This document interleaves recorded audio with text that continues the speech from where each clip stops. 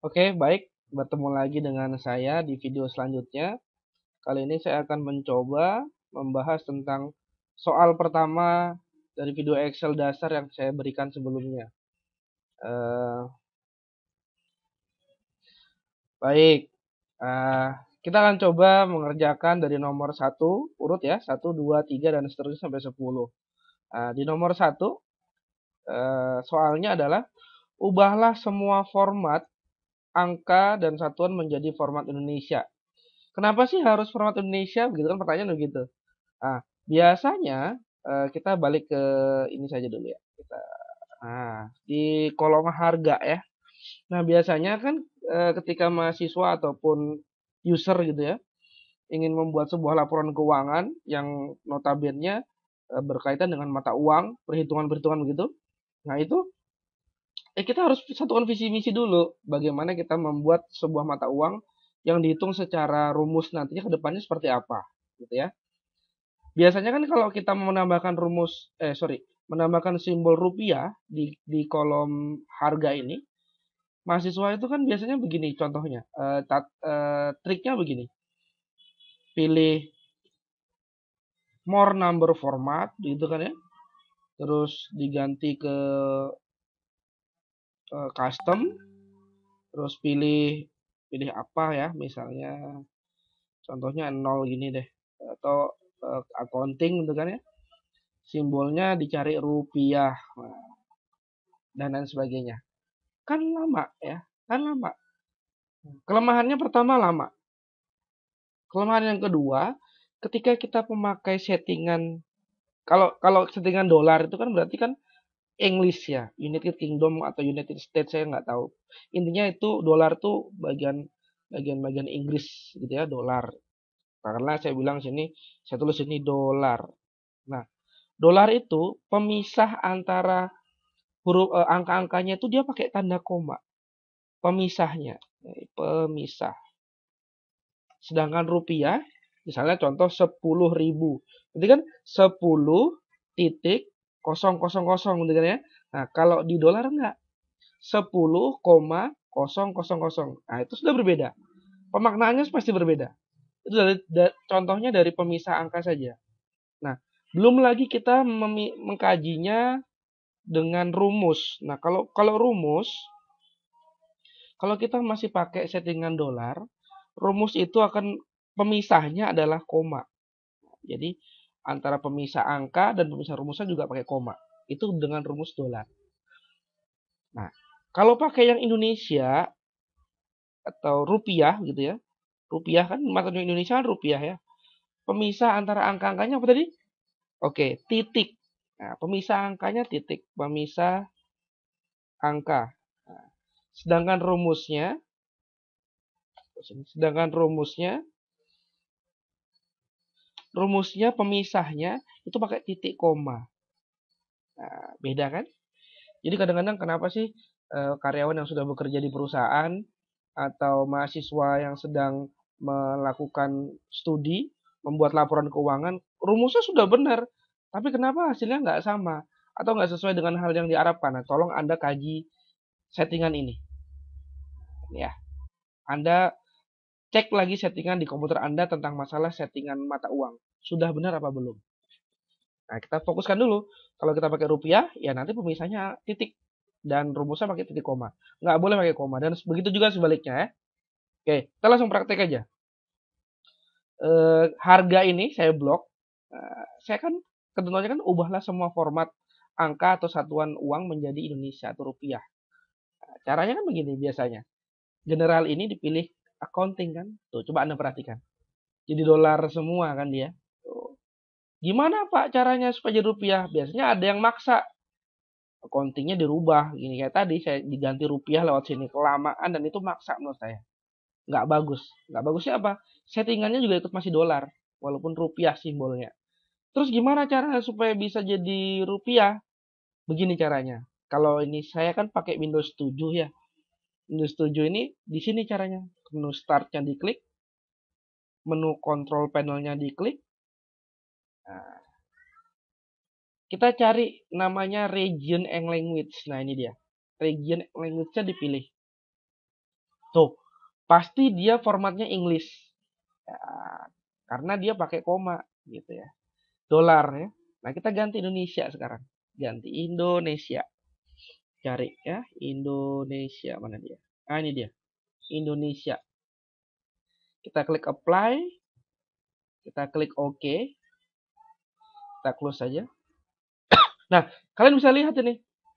Dia akan mengganti semua angka, semua satuan uang menjadi rupiah dengan otomatis. Paham ya sekarang ya? Jadi hati-hati masalah settingan mata uang ini harus diperhatikan dulu. Nah, selanjutnya, ini kan ada 2 angka di belakang koma. Desimal namanya kan. Supaya nggak muncul, diblok dulu, pilih yang ini. Nih, decrease desimal. Diklik aja 2 kali. Klik, klik. Akan hilang dia. Oke. Soal nomor 1 sudah kita kerjakan. Saya beri warna merah ya. Biar terang, biar berani. Oke, kita lanjutkan soal nomor 2. Kita baca lagi soalnya. Nah, soal nomor 2. Kolom jumlah merupakan hasil perkalian antara kuantitas dengan harga barang. Gampang ya. Si dasar ya. Baik, caranya adalah gini. Sama dengan, jadi sama ketika kita beli susu di supermarket, harganya 1.000, kita beli 2, jadi bayarnya 2.000 karena dikali kuantitinya, dikali kuantitasnya. Sama, jadi harga, ini kan harga ya. Harga kali itu bintang ya, angka di atas nomor 8. Kali, bukan X ya, beda. Bukan X, tapi bintang. Artinya kali. Dikalikan dengan kuantiti. Nah, kuantitinya ini. Enter. Pertanyaannya adalah, kenapa sih masih 0? Ayo, ada yang bisa jawab? Ya, betul. Karena jumlah kuantitinya belum diisi. Nah, rumusnya supaya berlaku ke semua baris, tinggal kalian copy aja. Boleh kalian tarik ujung kanan ke bawah. Tarik. Ya, tarik. Supaya ada rupiahnya, kita ganti accounting juga. Ada rupiahnya. Kita bisa isi kuantitinya 1, nah 2, 1, 1, 2 misalnya begitu. Ya. Saya rata tengah deh. Nah, dia akan muncul otomatis kalau kita ganti-ganti kuantitinya. Misalnya saya ganti 1, 1 gitu. Nah, dia akan berubah kan? Jadi 2 otomatis akan berubah yang sebelahnya karena sudah ada rumusnya. Gitu ya. Ya paham ya? Oke. Saya lanjutkan nomor 2 sudah selesai. Ya, saya tandai warna merah. Sekarang kita nomor 3. Nomor 3. Kita lihat lagi soalnya. Baik. Total pembelian merupakan total penjumlahan dari kolom jumlah tiap-tiap transaksi pembelian barang. Nah, gampang nih. Nah, rata-rata mahasiswa ataupun yang sudah kerja, kalau ketemu rumus begini, dia bilang apa? Ini Pak, harus pakai sum. Jangan ya. Jangan bilang sum. Jadi harusnya kita bilangnya sum. Jadi sama dengan sum. Walaupun tulisannya sum. Begitu. Buka kurung, ya, sum, buka kurung, diblok saja. Dari transaksi pertama, ya, ditahan mouse-nya, kursornya ditahan, klik, ditarik ke bawah, diblok. Nah, sampai yang transaksi terakhir. Kalau sudah semua transaksi dari atas sampai bawah sudah diblok, tutup saja kurungnya. Lalu Anda tekan enter. Enter. Nah, ketemu hasilnya 307.000 total dari semua transaksi pembelian barang tersebut. Oke. Dapat soal nomor 3. Kita tandain merah. Kembali ke soal nomor 4. Diskon didapatkan dari perhitungan 2,5% dari total pembelian. Jadi maksudnya berapapun dia beli barang, pokoknya dia dapat diskon karena dia pelanggan ya, dapat member misalnya begitu. Dia dapat potongan 2,5% dari total pembelian. Nah, caranya gimana? Caranya begini. Sama dengan 2,5%. Boleh 2,5 per 100 atau 2,5% begini juga langsung boleh, nggak apa-apa. 2,5% dikalikan dengan total pembelian. Nah, ini kan total pembeliannya. Diklik saja total pembelian. Atau boleh juga 2,5 dikali total pembelian dibagi 100. Sama saja ya. Kalau mau simple langsung pakai persen saja. Terus di oke. Ya, dapat diskonnya 7.000 sekian. Gitu. Oke, karena sudah selesai nomor 4, saya tandain soal nomor 4. Kita beralih ke soal nomor 5. Ini mohon perhatiannya teman-teman sekalian. Ini agak susah karena mengandung unsur logika ya. Logika itu kalau nggak ini, maka ini, dan seterusnya. Nah, jadi kita baca baik-baik soalnya dulu ya.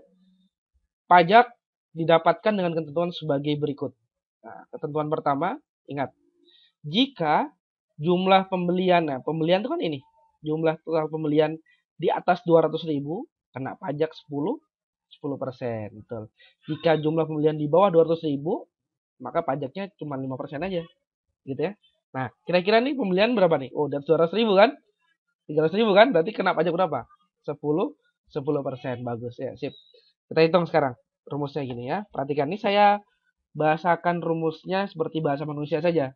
Biar para teman-teman sekalian pada mengerti. Kalau langsung saya tulis rumus, takutnya malah bingung ya. Oke. Jika total pembelian, kan begitu. Jika total pembelian di atas, nah klik aja total pembeliannya. Klik total pembelian. Di atas, kalau di atas kan pasti bahasa matematikanya kan simbolnya begitu ya. Di atas 200.000, nah, gitu kan. Ingat, karena kita pakai pemisah pakai rupiah, rumusnya harus pakai titik koma. Nah, kalau kalian pakai dolar, rumusnya harus pakai dolar. Nah, kita lanjutkan rumusnya. Jika total pembelian di atas 200.000, maka, nah titik koma pertama artinya maka, nah gitu kan. Maka berapa pajaknya? Oke, 10% dikalikan total pembelian. Nah, ini total pembeliannya.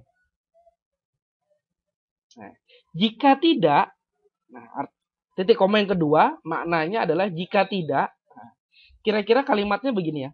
Kalau jika dia di atas 200.000, pajaknya sekian. Jika bukan di atas 200.000, artinya kan pasti di bawah 200.000.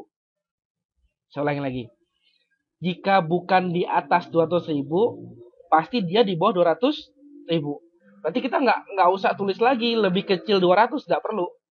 Cukup langsung aja. Jika bukan, artinya kan makna titik koma yang kedua ini kan artinya jika bukan. Jika bukannya apa? Jika bukan di atas 200.000, berarti pasti di bawah 200.000. Berarti nggak perlu lagi tulis lebih kecil 200, nggak perlu. Jadi langsung aja. Pasti di bawah 200.000 kan? Makanya langsung aja rumusnya begini. 5% dikali total pembelian. Karena apa? Karena jika bukan 200.000 pasti dia di bawah 200.000, jadi nggak perlu lagi di bawah 200 gitu, paham ya? Mudah-mudahan paham. Nanti ketika ketemu saya di kelas, saya akan jelaskan lebih detail lagi. Tutup kurung, selesai. Enter. Nah, ini dia pajaknya. 30.700 rupiah. Saya ganti accounting deh. Rupiah. Paham ya? Nomor 5 telah selesai. Oke. Sekarang nomor 6. Total yang harus dibayar adalah total pembelian ditambah pajak kurang diskon. Jelas dah ya, gampang lah ini. Sama dengan total pembeliannya berapa ya, ditambah pajak, ini pajaknya, tambah, kan ngurangi diskon kan, diskon kan mengurangi harga kan, oke, dikurangi diskonnya berapa, nah, terus saya enter aja. Nah, itu dapat yang harus dibayar adalah 330.000 ya. Oke, nomor 6 sudah selesai. Kita beralih ke nomor 7. Kembalian atau angsul adalah selisih uang, apa itu tadi? Selisih uang yang dibayarkan dengan total yang harus dibayar. Nah, kira-kira kan harganya total kita kan sekarang lagi 330 nih. Gitu ya. Kita tulis rumusnya dulu deh ya. Tadi kan selisih dari uang yang kita bayarkan, uangnya berapa kita bayar, dikurangi dikurangi dengan total yang harus kita bayar berapa. Ini kan? Ya, kita kurangi. Nah, kita enter. Kenapa masih tanda kurung artinya minus? Kenapa masih minus? Karena uang yang kita bayarkan belum kita input. Kenapa sih harus manual, Pak? Gitu ya. Ya pertanyaan itu sih sama seperti ketika kita ke kasir. Kenapa sih kasir harus nginput manual yang dibayar 100.000? Ya memang harus manual ya. Karena nggak tahu orang mau bayar 400.000 kayak mau bayar 330 pas kayak ya terserah orangnya gitu ya. Ya, jadi kita isi misalnya 330 sekian ya. Orangnya misalnya bayar 350.000. Nah, baru kita enter. Nah, kembaliannya 19.000 sekian ya. Ini saya kasih accounting juga biar ada RP-nya. Oke. Sampai sini mudah-mudahan jelas semua ya. Nanti kalau nggak jelas bisa kita sesi tanya jawab di @bodo atau pertemuan tatap muka di kelas. Selanjutnya nomor 7 selesai. Selesai. Kita kembali ke nomor 8. Nah, nomor 8 ini untuk mencari yang mana sih, misalnya kan katakanlah kalau ini kan cuma 5 pembelian aja, jadi kelihatan yang mana yang tinggi, yang mana yang enggak. Ini kalau nanti datanya ribuan, bahkan jutaan, kan nggak kelihatan, jadi mesti harus pakai rumus begitu. Nah, pembelian tertinggi adalah jumlah pembelian paling tinggi dari semua transaksi pembelian yang sudah terjadi. Gimana? Nah, gampang nih ya. Sama dengan max. Nah, max ini sebenarnya kepanjangan dari maksimum. Nilai tertinggi, ya, nilai paling tinggi. Dalam kurung, kita blok semua transaksinya. Mulai dari beli Rinso sampai beli Bimoli. Nanti dia akan cari yang mana transaksi yang paling tinggi nilainya. Tutup kurung, enter. Oh, ternyata dia bilang transaksi tertinggi 200.000. Nah, dia beli Indomie goreng. Harganya paling mahal sendiri ya, 200.000. Bener ya berarti ya? Oke. Nomor 8 sudah. Oke. Sekarang nomor 9. Nomor 9, pembelian terendah adalah jumlah pembelian paling rendah dari semua transaksi ya. Paling rendah. Jadi sama caranya, kurang lebih aja sama dengan minimum, disingkat min. Jadi semua transaksinya kita blok, semua transaksinya tutup kurung, enter. Nah, dia dapat angka 7.000. Nah, dari semua transaksi paling itu 7.000. Benar ya ternyata ya, pakai min. Nomor 9 juga sudah selesai. Dan terakhir, nomor 10, kita harus mencari rata-rata pembelian dari setiap transaksi itu berapa sih caranya? Gimana sih caranya? Gitu. Sama dengan, ada yang tahu? Ya, pakai average. Tulisannya di sini average atau yang dibaca average. Average ya. Sama caranya, buka kurung, diblok dari atas sampai bawah, ya, ditutup kurungnya, di enter, dapat.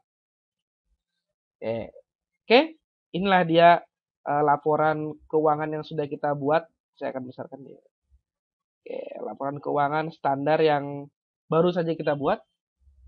Mudah-mudahan ke depannya kita bisa membuat laporan lebih kompleks lagi dan tingkat kesulitannya lebih susah lagi daripada sebelumnya.